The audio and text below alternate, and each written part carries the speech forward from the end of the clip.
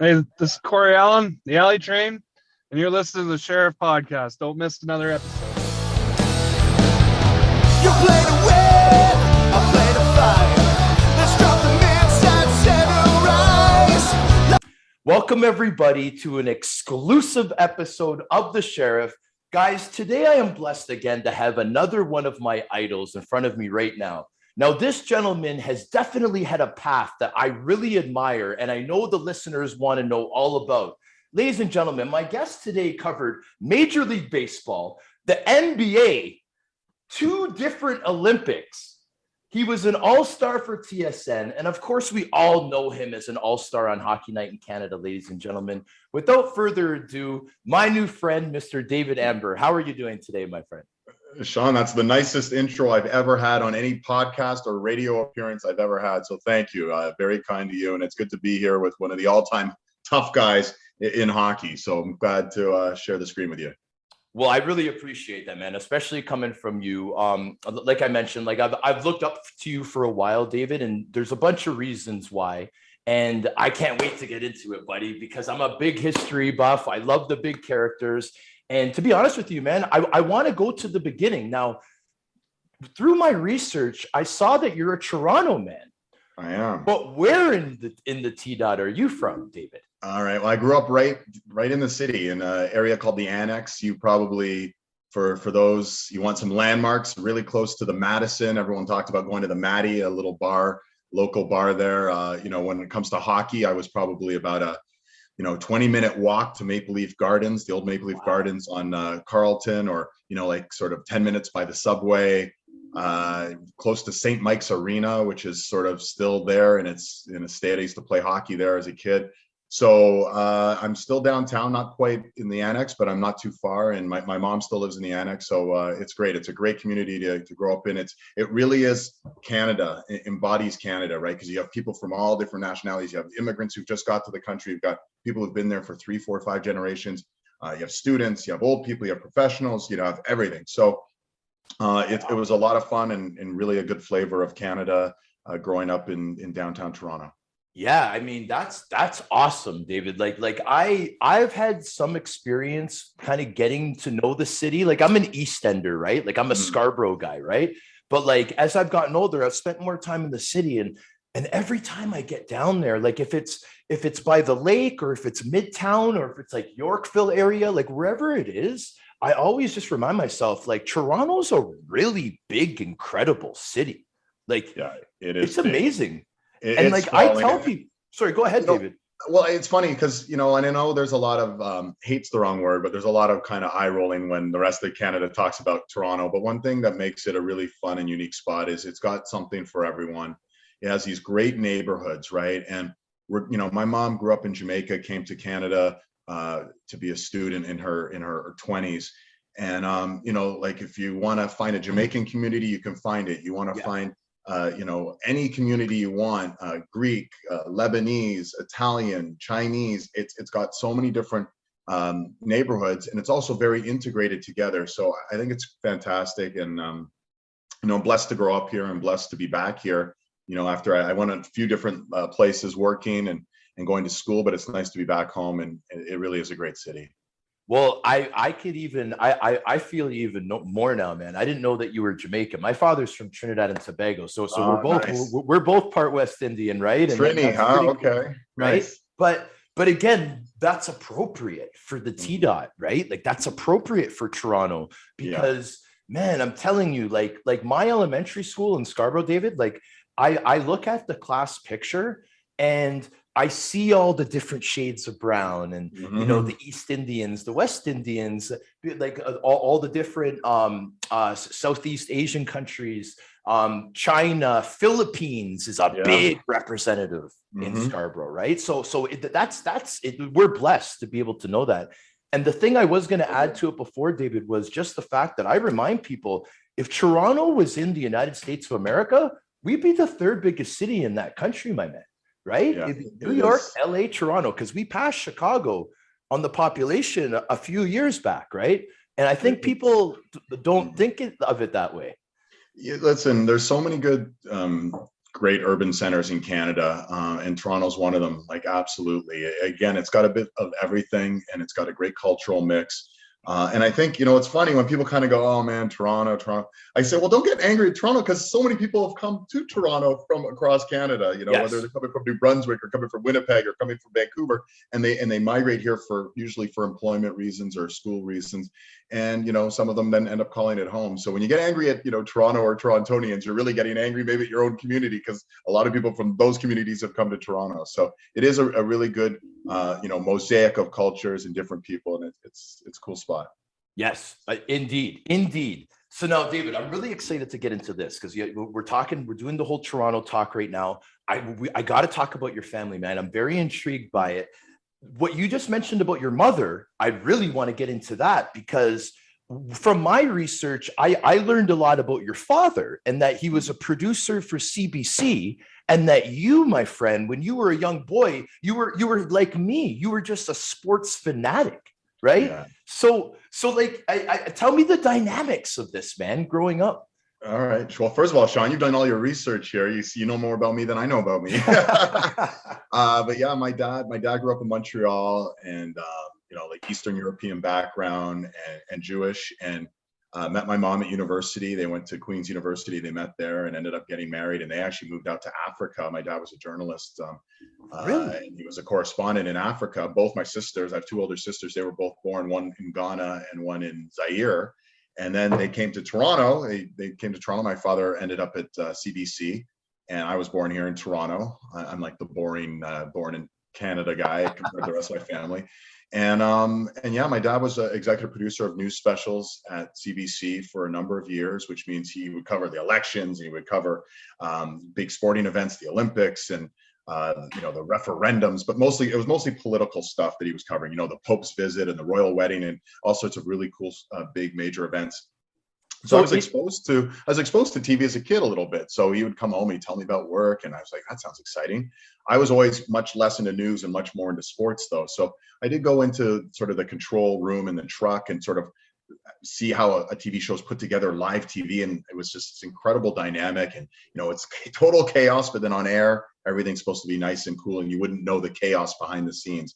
And it's the same as working now in TV. It's the same thing. Like, we're supposed to be calm, cool, collected out there, and no panic, and everything's kind of makes sense. It's this nice tapestry. This show comes together, but the real central nervous system, the real brains of the operation are back in the truck. Our producers and our directors sort of saying, okay, here's what we're going to do now, and let's do this, and let's do this, and they're all kind of telling you in your ear how the flow of the show is going to go, and you just have to execute it. So it was a really good exposure for me as a kid, and it got me really excited in getting into the business. And I wouldn't be here, obviously, if it wasn't for my father sort of mentoring me and helping me along the way, and sort of explaining how TV works and putting me in a good position to sort of understand the industry, all the good and bad. And so I went in with eyes wide open, and I've loved it. Wow, man, I can't get over the story of your sisters and being born over there in Africa and stuff. So you're biracial like me then. Your father's white and your mother is black, right, David? Yeah. Yeah. Yes. So and the reason why I'm pointing that out is because I've been blessed, David. I would say the last 2 months, man, I've been getting guests on my show that represent history in Black hockey through and through. Guys like Bill Riley, guys like Claude Vilgrain. Like, I've been able to get these guys on, and some of even guys like Craig Martin, right? Had a short stint in the NHL, but is from the same hometown as Bill Riley and Mark McFarland, Bill Riley's son. And those are the three guys that played professional hockey from Amherst, Nova Scotia, right? Bill Riley, who was number 3 in the NHL of Black players to play in the National Hockey League. Willie O'Ree, Marsden, and yes, but check it out though, David. I'm a big hockey history guy. I'm a former player. I didn't know some of the things that I learned in this episode that was released last week. Bill Riley, when he got called up to the Washington Capitals, in the nation's capital in the United States of America, his teammate, Mike Marzen, was there. His teammate, Mike Marzen, was 3rd on the team in scoring. Bill Riley, number 3, and Mike Marzen, number 2, played on the same line. I had no idea about any of these things. So what did that do for me as a former player, as a biracial kid that's recognized by society as a light-skinned black hockey player? In the hockey rink, I'm just a black hockey player, right? But you know what I mean, right? Yeah, I know. I get it. And so I'm thinking, there's got to be something that's wrong here. There's something that's off here. How come I didn't know that Bill Riley and Mike Marzin played on the same line, number 2 and number 3? When Willie O'Ree came into the NHL in 1958, there was a 17-year hiatus, man. And then Mike Marzin, who I found out was 5'9", 220 pounds. Could you imagine the little bulldog this guy must have been? Number 2, 17 years since Willie. And then this guy just comes on the scene.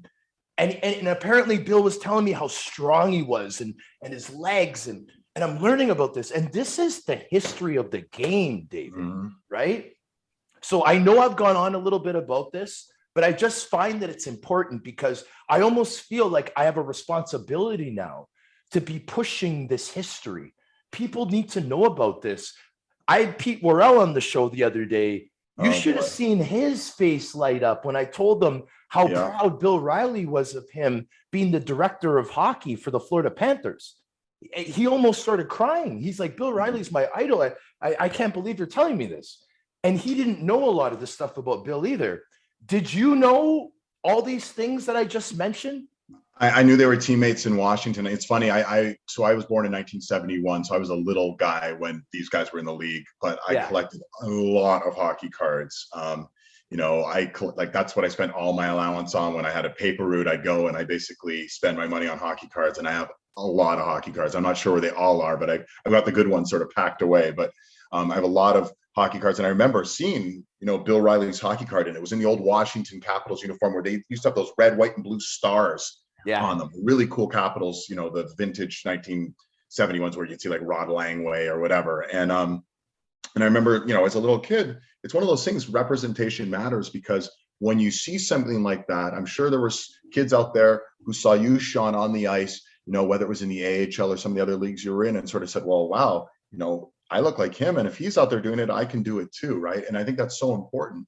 So, I mean, my first dream, long before it was to be a broadcaster, was to be a hockey player, like most kids growing up in Canada. And it was pretty clear, by the time I was 11, 12, 13, that was not going to happen. But it was really cool getting cards when I was a 7 and 8 year old, opening the package and looking, and there was Tony McKegney, right? And there's Bill Riley, and there's Marzin, and I'm going, wow, that's kind of cool, right? And then, of course, into Grant Fuhr, et cetera. And now the legacies gone on and on and on. And it's funny, you mentioned the 2 teammates in Washington.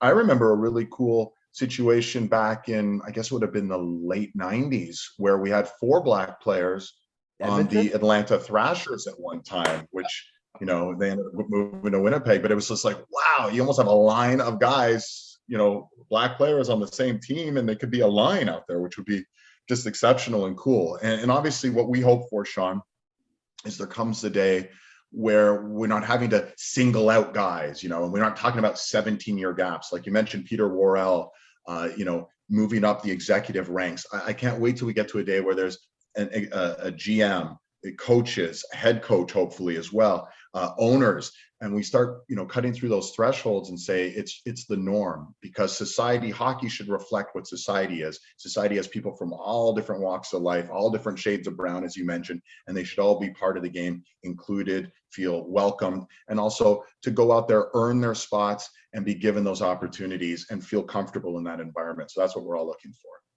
Yes, exactly. And I really appreciate you giving that insight and stuff, David, because I mean, this stuff is pretty deep. It's extremely important. You mentioned about the executives and the GM, and I'm sure you know about Jason Payne down in Cincinnati for the Cyclones. Yeah. Jason was also a special guest on the show. I got to play against Jason in that notorious Quebec League and got to know him since then. And we've always kept in contact. And when he got the assistant coaching job, I was very happy for him and proud, because I know how smart of a guy, how he's a student of the game, how much he wants it, how passionate he is. And then it was just fitting Yeah, it was just fitting that he got He's a that great guy, promotion. Jason Payne, and a great hockey mind. I met him through Kevin Weeks many years ago, and he also has that very illuminating smile too. Lights up a room. Eh? Handsome, Yeah. handsome man. But I really look forward to whether it's Jason Payne. You know, we've seen Mike Greer on NHL benches. You know, Joel Ward now out in the Vegas In Vegas, Golden Knights yeah. organization. You know, out in Henderson.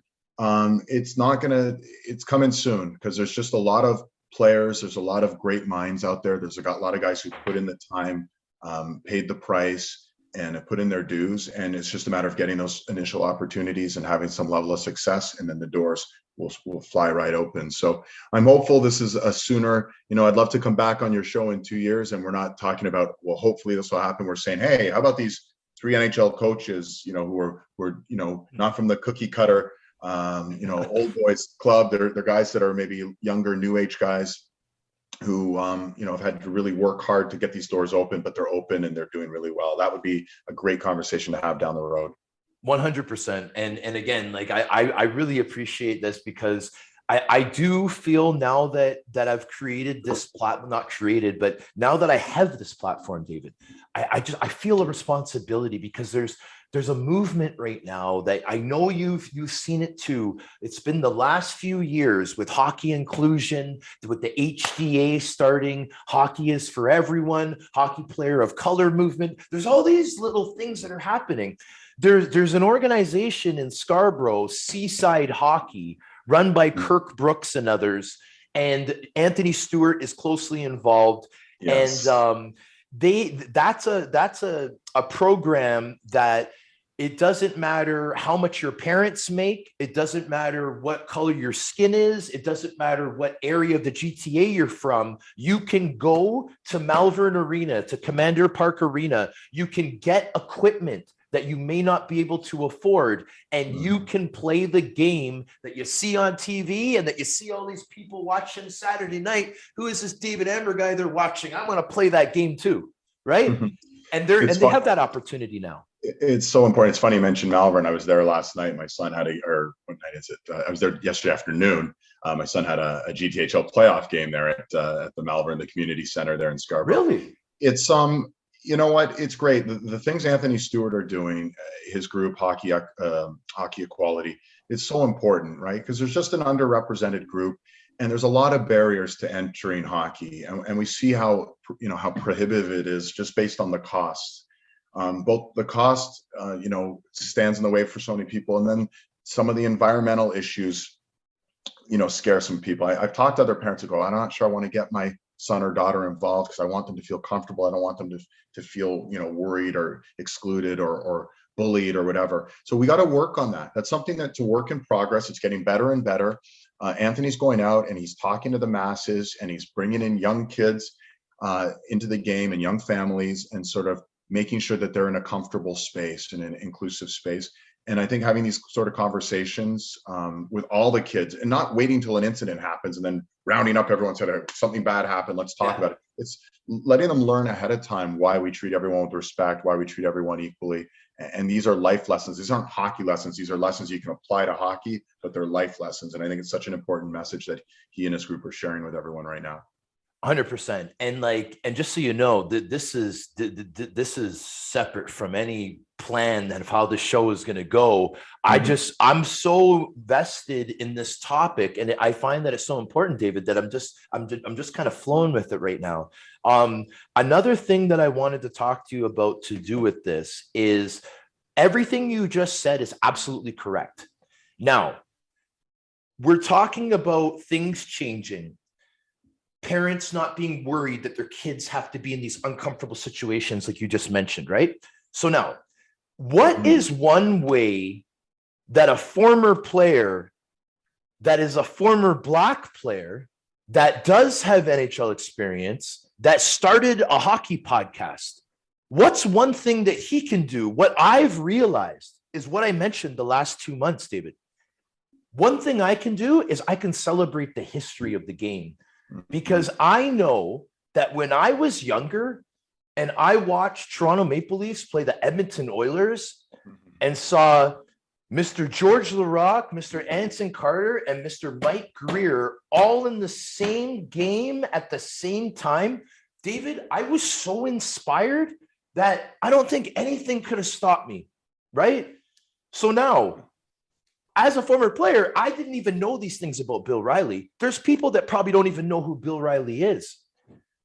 I think that if I continue to celebrate the history of this game, not just the Black hockey history, but the history in general, which Bill Riley is a huge part of, to have number 2 and number 3 on the same line, on the same team, that's a big part of history. That needs to be known. People need to know that, right? It needs to be celebrated. Absolutely. And Sean, you know, we can even go a step further. I mean, before there was the NHL, there was the Colored Hockey League, right? So, I mean, there's always been an interest in the Black community to playing hockey and to being part of this great sport. I mean, think about the how fast and physical it is. And that's something that obviously excites a lot of young kids of any background, right? And, you know, again, there is a long, rich history. You know, a lot of people sort of, they think it starts with Willie O'Ree, and certainly he was the one to break a lot of the barriers and make it all the way to the National Hockey League. You know, but before there was Willie O'Ree, there was Herb Carnegie. There was a whole slew of other great Black players and you know, BIPOC players who just maybe weren't given the same opportunity, weren't able to kind of break that last threshold and make it to the NHL. And the fact, you know, of the matter is Willie O'Ree has done such an incredible job, a man in his late 80s who is still a great ambassador for the league. He travels around, goes city to city. I've seen him do this. I've done a story on the 50th anniversary of Willie O'Ree breaking the color barrier in 2008. I went and did a story on him for TSN at the time. And it was great. I went out to San Jose and I watched him in the community, you know, at a community center, getting kids equipment, getting them out on the ice, exposing them to the game.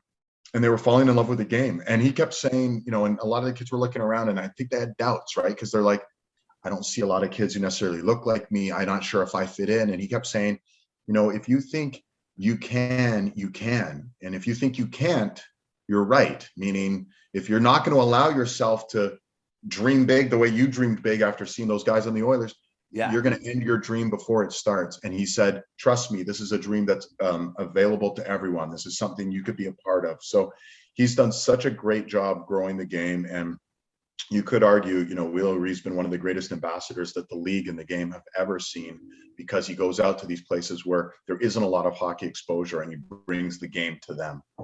Yes, exactly. And I appreciate that. And thanks for sharing it. Now, last thing that I want to say towards this, I was watching Stephen A. Smith the other day, and I believe it was Jackie Robinson Day or something like that. And so he was talking about Jackie Robinson. Now, I love Jackie Robinson. I'm like I told you, David, I'm a big fan of every sport. So I appreciate Jackie Robinson just as much as Willie. Now, but the one thing that I just want to point out, of what another point that people have to understand, and this goes to the test of the character, the perseverance, the resiliency of all these guys that were pioneers in hockey, is that, David, like you mentioned, hockey is a fast, physical sport. And brother, we have to admit, back in the day, hockey was pretty crazy, man. Like even 20 years ago, it was crazy compared to now. You lit it up for what, 500 plus minutes in a season? I was like, my head started to spin. I mean, those are a lot of minutes racked up. I assume those aren't all holding the stick penalties or puck over glass penalties. Delay a game.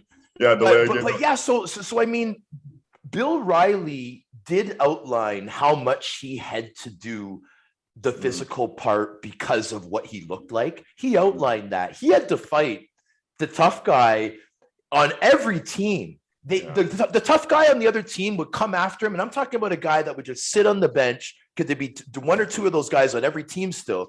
They would just sit on the bench and they would get the tap halfway through the third and just go out and try to jump somebody. They would go out and try to jump Bill. And he would handle himself and he would do so well. And that's why he would have all these penalty minutes, because the guy would have to fight at least, you know, every game, just to get through the game, as did Willie. And Jackie Robinson had to endure everything else, but there's no fighting in baseball, right? So he didn't have to do that. but the mental aspect was the same for all of them, right? And I just wanted to point that out, that hockey is a little bit different. Yeah, especially the eras you're talking about, whether it's Willie O'Ree in the 50s or whether it's Jackie Robinson a little bit before that, or whether it's, Bill Riley in the 70s. Certainly in hockey, the game was different back then. And also the way people acted and behaved and what was acceptable was different back then. And thankfully, we've evolved as a society, and we've, come to learn a lot of things about ourselves that we're a lot more alike than we think. And, there's obviously a lot more respect now. There's still issues out there. We're not perfect by any means, but we've come a long way.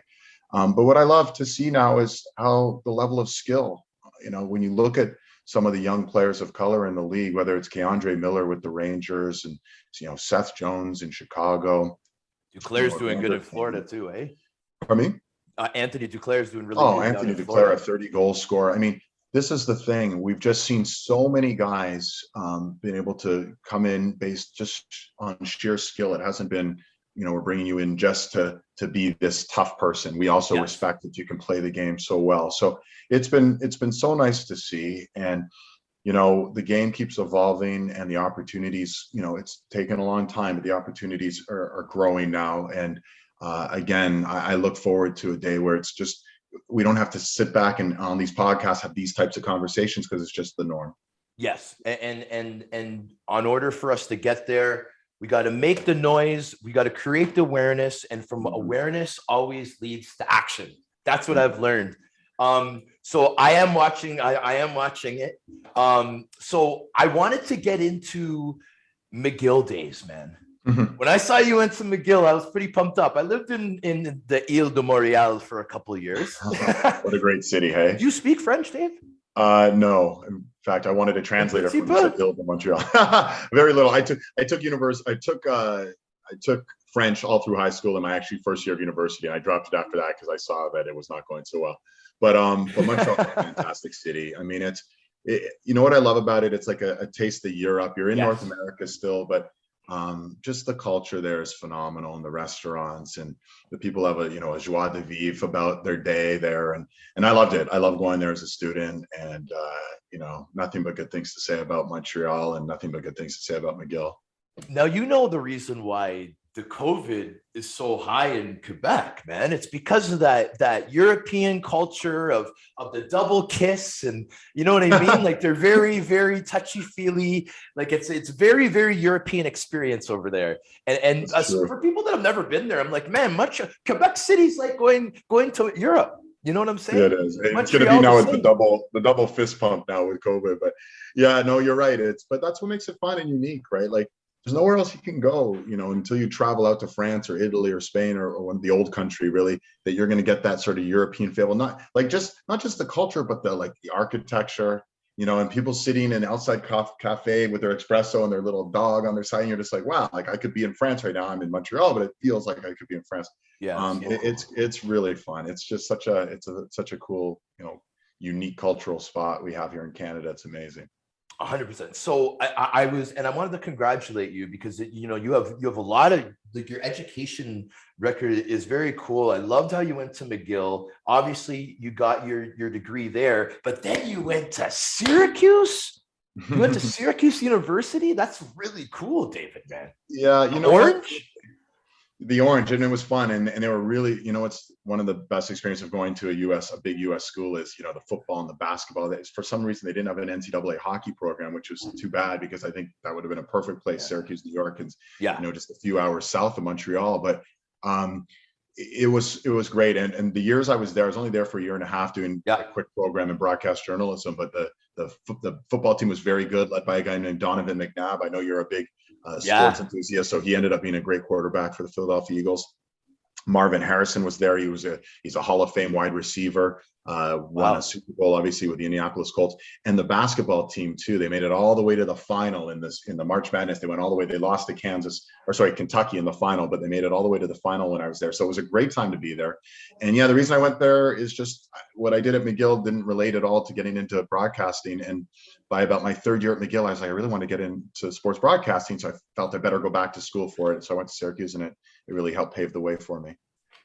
I appreciate you explaining that. So like I know we're a little bit short on time, but Yeah, I why wanted don't to we kind go, why don't we go, Sean, why don't we go another like 7, 8 minutes, 10 minutes? Is that Okay, good? cool. Okay, cool, David. I really appreciate it.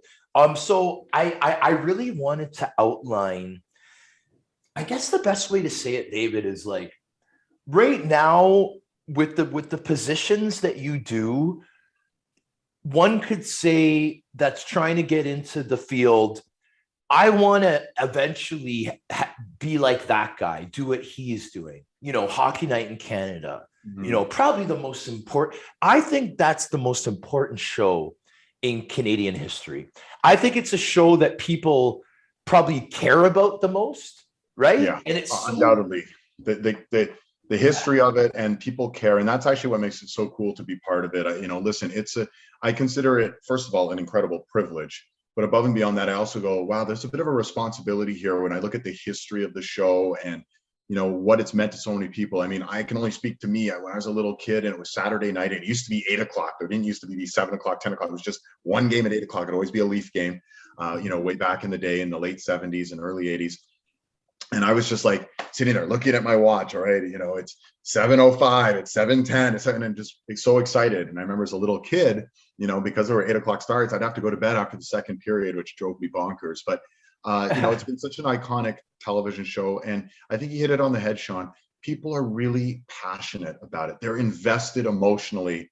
Yeah, not like Hockey Night in Canada, but to their team. And we're supposed to sort of be able to discuss their teams. You have these 7 different Canadian markets, and then you have all these, great Canadian hockey communities that don't have an NHL team, right? You have like where Willie O'Ree's from, Fredericton, New Brunswick. They love hockey like mad out there. They don't have an NHL team, but a lot of people there will be Canadians fans. A lot of people there will be Bruins fans. Some people there will be Leafs fans. So they have such a passion and an emotion attached to those teams. And it goes right from St. John's, New Brunswick, or St. John's, Newfoundland, all the way out to Victoria, BC. Like the whole country is kind of united through the sport of hockey, and to be part of a program that's meant so much to so many for so long is an incredible privilege. And then, like I said, a responsibility. We want to entertain, we want to have information, and we want to be, on your game when the light goes on Saturday night. You just want to be ready to kind of deliver the goods and make sure everyone's enjoying the ride. Yes, and yes. And David, I wanted to say it is such a big responsibility that you need to know that some people grew up walking over to their grandparents' house every Saturday if they weren't playing themselves, watching Hockey Night in Canada on Saturday night, drinking hot chocolate and eating Raisin Bran toast with their grandfather and great Uncle Frank.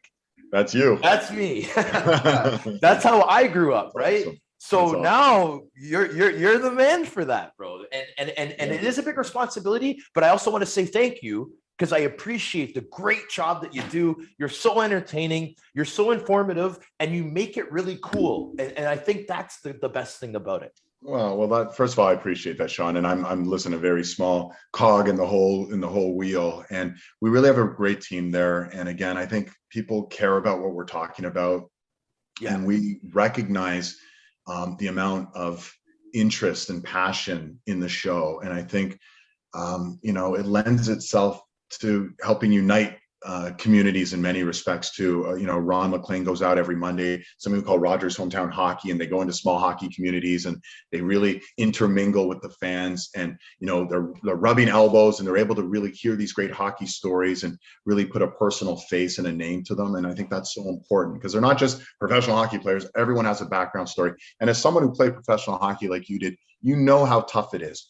It doesn't, you don't just wake up and make it to the NHL or make it to the AHL or the ECHL. You've got to put in so much time, so many sacrifices from your family, I'm sure, and from the whole community to get guys to live out those dreams, and young women now to live out their dreams, to whether it's to play in one of the professional women's leagues or to get to the Olympics. It's so community based, how tough it is to live out that dream. And I think we try and really, emphasize to tell those types of stories and make people really aware of, it's not just the last destination, but the journey to get there. So again, it's a real privilege to be part of a show like that. It is. Now, I have a couple questions that just came up in my mind right now. What year was it that the song changed for Hockey Night in Canada? Was Oh it a my couple goodness. years ago or No, more it was recent? longer than that. It was, I want to say, and I might be wrong, but I'm going to say it was probably in the early 2000s.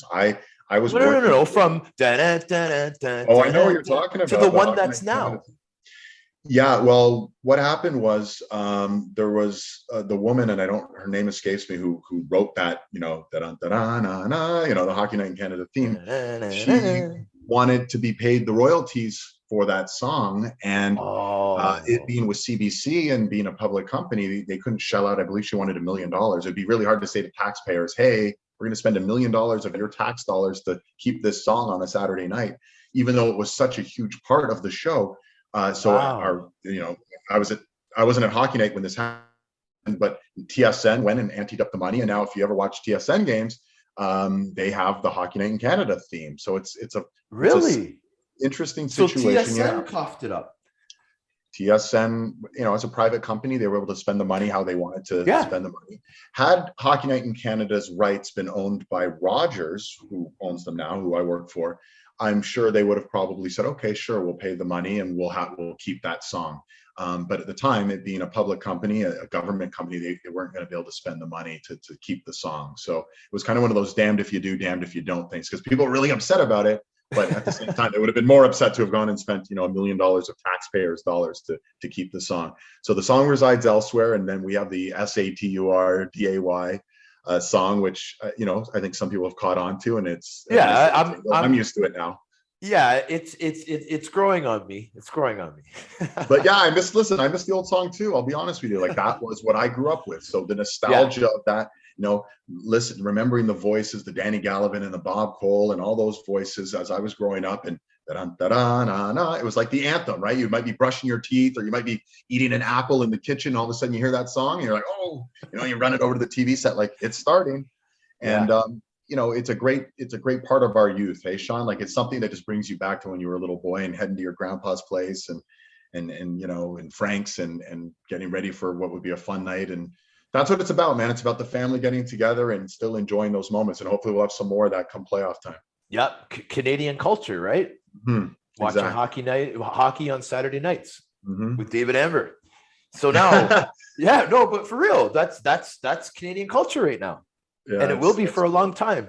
Now, totally agree with that. right before we go, Dave, I want to talk a little bit more about your family, because I'm so intrigued by this incredible all-star family of yours. Now, your sister has a couple award-winning books, right? And she's working. Is she still working for Essence Magazine based in NYC?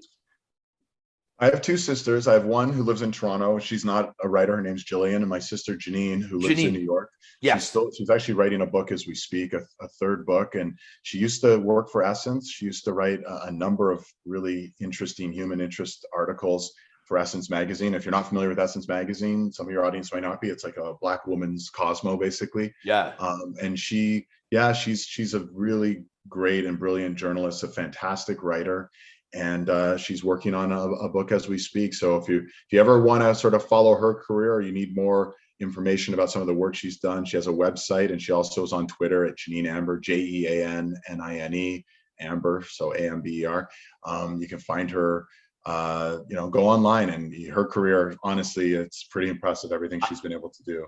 Yes, I was very impressed when I saw that. It was really cool. And I also saw that there was a book called Rabbit that was award winning as well. So that's awesome. Yeah, it's worth the read, Sean. I think you'd find it entertaining. It's a really cool story. So yeah. If you get a chance, Rabbit. Yeah. Right on.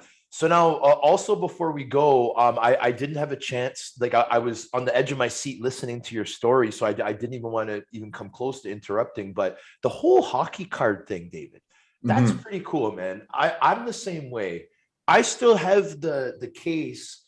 I think it's originally it's like a makeup case, and I turned it into my best hockey cards holding case. Right. And I'm a big hockey card collector too, but I was going to say your colleague, Ken Reed, you guys are the same, man, with the cards, right?